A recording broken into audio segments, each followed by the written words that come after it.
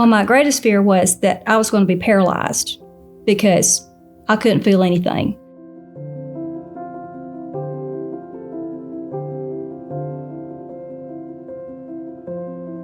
My name is Leigh Crews. I have lived in Carrollton most of my life.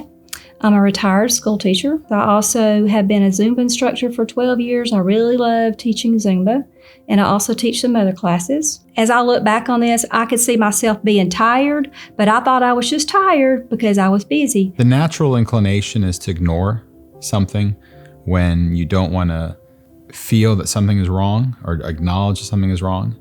So it's critical when obviously something just isn't right. The day that it happened, I had been to one of the gyms and I had taught a class, and I came back home and I had been on the phone with somebody, and all of a sudden this intense pain started spreading from the base of my neck all the way down to my back. And next thing I knew, I was down on my knees. I could not stand up.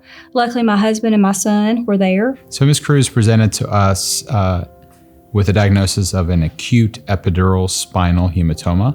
And what that means is a collection of blood compressing the upper part of her spinal cord. My husband said, well, let me just lay you down right here. So I tried to lie down, and next thing I know, the right side of my body went dead, the left side of my body went dead. I thought I was having a stroke. Thanks to Dr. El Shahabi, he came down to Carrollton, and then he told us, he said, if I don't operate on her, she's going to be paralyzed.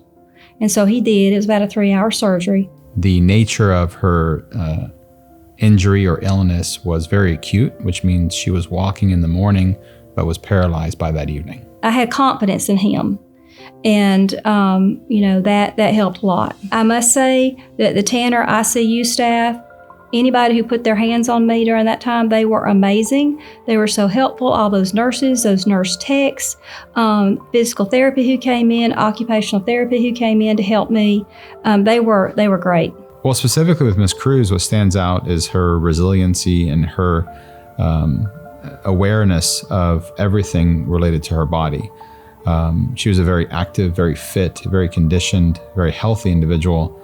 And when an event like this in a potentially devastating type fashion occurs, it's the fact that we were able to get to her, I think, quick enough, as well as the fact that we were dealing with someone who was thankfully very healthy to begin with. When I think about the team that saved my life, I would just tell them thank you again for all that they did to help me, because they were super.